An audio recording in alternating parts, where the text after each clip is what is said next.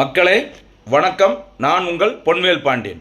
இந்த பதிவில் நம்ம பார்க்க போறது ஐஎன்எஸ் விக்ரமாதித்யா மற்றும் ஐஎன்எஸ் விக்ராந்த் இரண்டு விமானம் தாங்கி போர்க்கப்பல்கள் தொடர்பாக நம்ம பார்க்கலாம். சரிங்களா? இதுல ஃபர்ஸ்ட் பார்க்க போறது ஐஎன்எஸ் விக்ரமாதித்யா.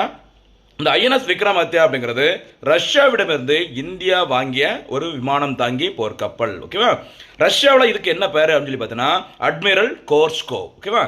இந்த போர்க்கப்பலை இந்தியா வாங்குவதற்கு 2004ல் ஆர்டர் போடுறாங்க. ஓகேவா? இந்தியா ஆர்டர் போடுறாங்க. அதுக்கப்புறம் அந்த கப்பல் இந்தியாவுக்கு கொண்டு வரப்பட்டு சில மாற்றங்களை செய்து இந்திய விமானப்படைக்கு சரிங்களா தகுந்த மாதிரி அதை மாற்றமைக்கிறாங்க. மாற்றமைக்கப்பட்டு இந்திய கடற்படையில் சேர்க்கப்பட்ட ஆண்டு 2014. சரியாமா? இது ஐஎன்எஸ் விக்ரமாதித்யா.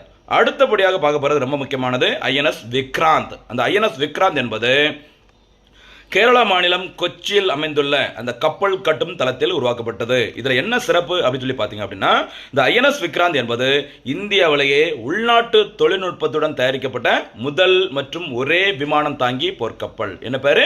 ஐஎன்எஸ் விக்ராந்த். ஓகேவா? ரொம்ப ஸ்பெஷல். இந்த கொச்சி கப்பல் கட்டும் தளம் தான் இந்தியாவில் இருக்கிற கப்பல் கட்டும் தளங்களிலேயே மிக பெரியது என்பது குறிப்பிடத்தக்கது.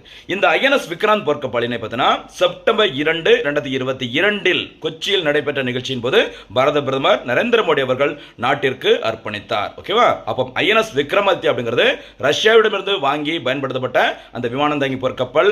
ஐஎன்எஸ் விக்ராந்த் என்பது கொச்சி கப்பல் கட்டும் தளத்தில் இந்தியாவிலேயே உள்நாட்டு தொழில்நுட்பத்தில் தயாரிக்கப்பட்ட முதல் விமானம் தாங்கி போர்க்கப்பல். இன்றைய பதிவிற்கான கேள்வி: உள்நாட்டிலேயே தயாரிக்கப்பட்ட முதல் விமானம் தாங்கி போர்க்கப்பலின் பெயர் என்ன? அது எங்கு தயாரிக்கப்பட்டது? இதற்கான பதிலை கரெக்டா கமெண்ட்ல சொல்லுங்க.